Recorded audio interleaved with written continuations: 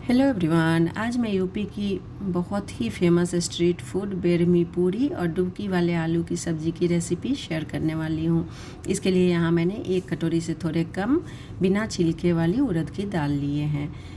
इसे धोना नहीं है, इसके लिए इसे किसी साफ़ कपड़े पर रख के इस तरह से इसे पोंछ लेंगे ताकि जो भी धूल गंदगी हो ना वो सब साफ़ हो जाए। अब गैस पर एक पैन में इसे डाल के ड्राई रोस्ट करना है। लो फ्लेम पर कंटिन्यू चलाते हुए लाइट गोल्डन कलर आने तक हम इन्हें भून लेंगे। एक सौंधी सी खुशबू भी आने लगी है तो इसे ठंडा होने के लिए रख देते हैं। चलिए तब तक आटा लगा लेते हैं। मैंने एक कटोरी गेहूं का आटा, आधा कटोरी मैदा और मैदे का आधा यानी 1/4 कटोरी सूजी लिए हैं। अब इसमें टेस्ट के अकॉर्डिंग नमक डाल देंगे। थोड़े से अजवाइन को हाथों से क्रश करके डाल देंगे। कसूरी मेथी को भी हाथों से क्रश करके डाल देंगे। खास्ता बनाने के लिए इसमें 3 टीस्पून के लगभग मैंने घी डाल दिए हैं और 1 टीस्पून इसमें ऑयल भी डाल देंगे। इससे पूरियाँ ना बहुत ही अच्छी बनेंगी। बस इसे तैयार करने के समय आप ध्यान रखें कि जितना भी आटा ले उसका हाफ मैदा और मैदा के हाफ का रवा रखें। बस आपकी पूरियाँ परफेक्ट बनेंगी। अब कुछ देर मसल के मोयन अच्छे से लगा लेंगे। फिर इसमें थोड़ा थोड़ा करके पानी डालते जाएंगे और इन्हें गूंथते जाएंगे। एक ही बार में बहुत सारा पानी नहीं डालेंगे। हमें इसका अभी सेमी सॉफ्ट डो तैयार करना है। इसमें जो रवा डाला गया है ना, बाद में वो पानी सोख लेंगी तो ये हमारा डो हार्ड हो जाएगा। तो हमें इसके लिए हार्ड डो ही चाहिए। अभी ये सेमी सॉफ्ट है। चलिए हाथों में थोड़ा सा ऑयल लगा के इसे थोड़ी देर के लिए कवर करके रेस्ट के लिए छोड़ देते हैं। तब तक इधर दाल भी ठंडी हो चुकी है तो हमें इसका फाइन पाउडर बना लेना है। दाल को मैंने ग्राइंड कर लिए हैं। आप देख सकते हैं इसका ये फाइन सा मैंने पाउडर बना लिया है। बस आप उंगलियों से ऐसे रगड़ेंगे ना तो आपको फील होगा कि कोई कोई दाना रवा की तरह है। बिल्कुल वैसी ही चाहिए। अब इसमें नमक डाल देते हैं टेस्ट के अकॉर्डिंग। काला नमक डाल देंगे। हींग की मात्रा भी अच्छे से डालेंगे। थोड़े से सौंफ को दरदरा कूट के डाल देंगे। मिर्च पाउडर,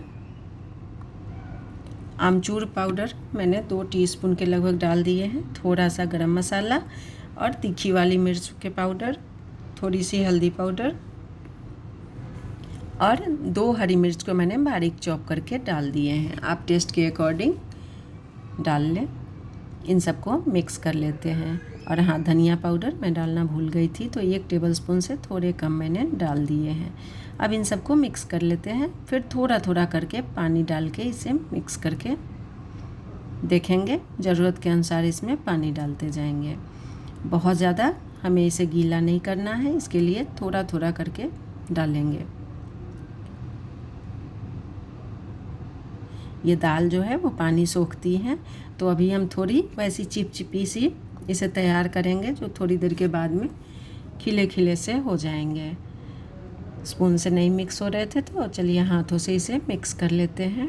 तो अभी आप देख सकते हैं मैंने इस तरह का तैयार किया है, लेकिन कुछ देर के बाद में ये भुरभुरी सी हो जाएंगी यानी खिले खिले से हो जाएंगे। इसे भी रेस्ट के लिए छोड़ देते हैं। तब तक सब्जी तैयार कर लेते हैं। गैस पर एक हांडी में मैंने मस्टर्ड ऑयल डाल दिया है। उसमें हींग डाल के 2 तेज़पत्ते डाल देंगे। 4 लौंग, हाफ टी स्पून के लगभग जीरा डाल देंगे और इन सबको कुछ देर के लिए भूनेंगे जब तक जीरा क्रैकल ना हो जाए। अब इसमें 1 टेबलस्पून के लगभग बारीक कटे अदरक डाल देंगे। थोड़ी देर भून के इसमें बारीक कटी हरी मिर्च भी डाल देंगे टेस्ट के अकॉर्डिंग। मैंने 2 हरी मिर्च को काट के डाल दिए हैं। अब इसमें हल्दी पाउडर, काश्मीरी मिर्च पाउडर अच्छे से डालें, बहुत ही अच्छा कलर आएगा। काला नमक डाल देंगे। कुछ देर भून के अब इसमें 2 टमाटर को मैंने पीस लिए थे, मिक्सी में प्यूरी बना लिए थे तो उसे डाल देंगे। अब इसी समय इसमें टेस्ट के अकॉर्डिंग नमक डाल देते हैं और अब टमाटर को भूनेंगे अच्छे से।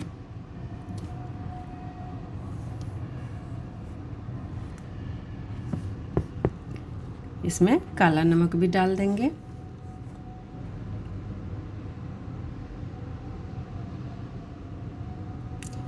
कुछ देर भूनने के बाद में जब टमाटर अच्छे से भून चुके हैं तो इसमें धनिया पाउडर, जीरा पाउडर, काली मिर्च पाउडर, गरम मसाला पाउडर सब डाल के और फिर से भूनेंगे। मसाले को हम अच्छे से भूनेंगे और ध्यान रहे गैस की फ्लेम लो ही रखें तो मसाला अच्छे से भून पाएंगे। भूनते टाइम थोड़ी सी हरी धनिया की पत्तियां भी इसमें डाल देते हैं। मैंने डंठल के साथ ही इसे डाले हैं, बहुत ही अच्छा फ्लेवर आएगा। अब इसे कवर करके बीच बीच में चलाते हुए हम इसे भूनते रहेंगे जब तक कि मसाले से एक अच्छी सी खुशबू ना आने लगे और ऑयल सेपरेट ना हो जाए। तो इसी तरह से मैंने बीच में इसे 1-2 बार चलाते हुए कवर करके भून लिए हैं। ये बहुत अच्छे से मसाले भून चुके हैं, बहुत ही अच्छी खुशबू आ रही है इस समय। अब यहाँ मैंने 3 आलू लिए हैं जो उबले हुए हैं, इसके मैंने छिलके उतार लिए हैं। अब इसे हाथों से क्रश करके डालेंगे। बहुत ज़्यादा बड़े बड़े टुकड़े भी नहीं डालेंगे लेकिन बहुत ज़्यादा बारीक भी नहीं करेंगे, लेकिन इसे हाथों से क्रश करके ही डालें, काट के नहीं डालें। इस तरह से ना सब्ज़ी में एक थिकनेस आती है और बहुत ही ज़्यादा टेस्टी बनती है। तो मैंने तीनों ही आलू को क्रश करके डाल दिए हैं। अब मसाले के साथ ही से कुछ देर भूनेंगे। आलू को भी कुछ देर भूनना बहुत ही ज़रूरी होता है, तभी सब्ज़ी का टेस्ट जो है वो उभर के आता है।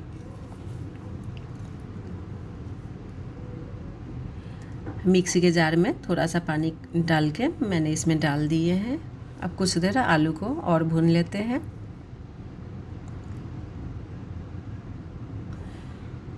इसे बनाना बहुत ही आसान है, लेकिन आप इसे किसी भी पूरी पराठे के साथ खाएं ना, सच में मज़ा आ जाता है।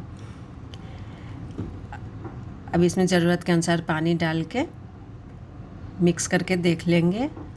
थोड़ी सी कसूरी मेथी को हाथों से क्रश करके डाल देंगे और अब इसे मिक्स करके कवर करके छोड़ देते हैं। कुछ देर के बाद में थोड़ी सी धनिया की पत्तियां डाल देंगे और कुछ देर के लिए ही इसे और ढक के पकाएंगे।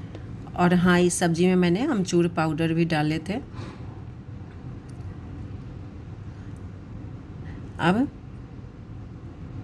लास्ट में इसमें 1 चम्मच घी डाल देंगे। ये ऑप्शनल है लेकिन डाले तो बहुत ही अच्छा टेस्ट आता है। अब सब्ज़ी तैयार हो चुकी है। चलिए, आटे और दाल ने भी रेस्ट कर लिए हैं, तो एक बार आटे को फिर से मसल लेते हैं और अब इसकी लोइयाँ काट लेते हैं। साइज़ आप अपने पसंद के अनुसार रख सकते हैं। मैं नॉर्मल पूरियों की तरह ही इसे रखने वाली हूँ। आप चाहे तो थोड़े इससे बड़े बना सकते हैं। छोटी छोटी लोइयाँ तोड़ लेंगे।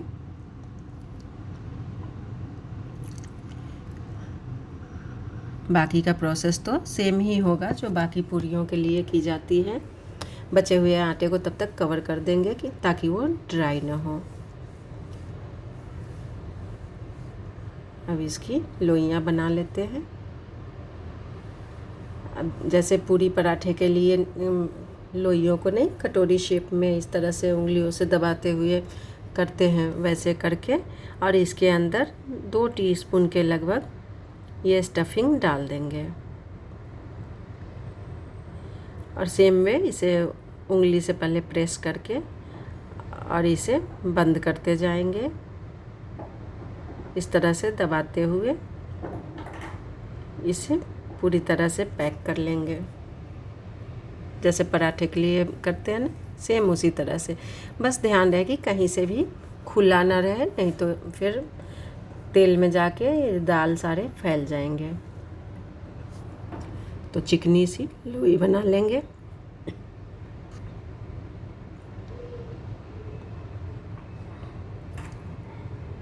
इसी तरह से मैंने सारे ही लोइयों में स्टफिंग भर दिए हैं। अब चकला बेलन में थोड़ा सा ऑयल लगा देंगे। साइड में मैंने फ्राई करने के लिए तेल गरम होने के लिए रख दिए हैं। कुछ पूरियों को बेल लेते हैं। बहुत ज़्यादा पतली हम इसे नहीं बेलेंगे, थोड़ी थिक ही ये पूरियाँ रहती हैं। तो आप देख सकते हैं बिल्कुल इसी थिकनेस की इसे बेल लेंगे, बहुत ज़्यादा मोटी भी नहीं रखेंगे।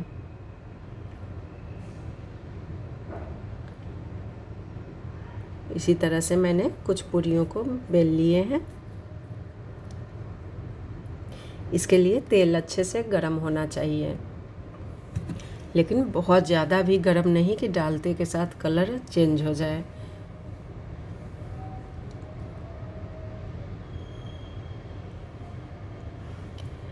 और बीच बीच में चकले बेलन में तेल लगाते रहें जिससे ये चिपकेंगे नहीं। बिल्कुल इसी तरह से सारी ही पूरियों को बेल लेंगे। अब इधर ऑयल जो है वो गरम हो चुके हैं, तो इसमें एक एक करके पूरियां डालते जाएंगे। कुछ देर इसे टच नहीं करेंगे, थोड़ी देर के बाद में हल्के हाथों से इसे प्रेस करते जाएंगे तो ये देखिए कैसे फूल जाती हैं। हल्का ऐसे आप कलछी से प्रेस करें और ये फूलती चली जाएंगी। बहुत ही आसानी से ये फूलती है अगर आपने अच्छे से आटा तैयार किया है और स्टफिंग अच्छे से किए हैं तो।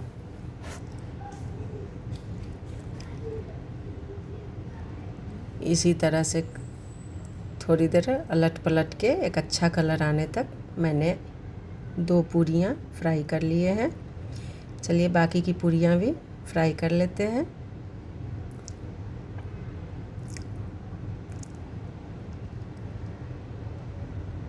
पूरियाँ फ्राई करते टाइम गैस की फ्लेम को मीडियम रखेंगे, बीच बीच में हाई करते रहेंगे, लेकिन कंटिन्यू हाई नहीं रखेंगे, नहीं तो ये फिर डालते के साथ कलर चेंज हो जाती है लेकिन अंदर से नहीं सिक पाती है। एक अच्छा सा कलर आने तक फ्राई करेंगे। और ये पूरियाँ इतनी खास्ता बनती हैं और आप तल के छोड़ देंगे कितने घंटे तक ये ऐसे ही फूली फूली ही रहेंगी। यही इस बेरमी पूरी की खासियत है। और इसकी स्टफिंग जो है ना वो बहुत ही ज़्यादा यम्मी होती है। तो चलिए तैयार है डुबकी वाले आलू की सब्ज़ी। आप देख सकते हैं दिखने में ही कितना यम्मी लग रहा है, और इस पूरी के साथ तो मत पूछिए क्या कॉम्बिनेशन है। अगर आपने कभी ट्राई नहीं किया है तो इसे ज़रूर ट्राई करें और प्लीज़ कमेंट करके बताएं कैसी लगी ये रेसिपी। और यहाँ मैंने कुछ पूरियाँ तल लिए हैं, जिसे आप देख सकते हैं कि सारी पूरियाँ वैसी की वैसी ही अभी तक फूली हुई है। चलिए एक तोड़ के दिखा देती हूँ।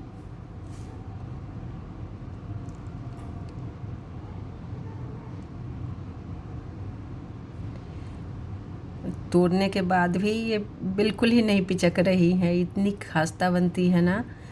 आप देख सकते हैं वैसी की वैसी ही है।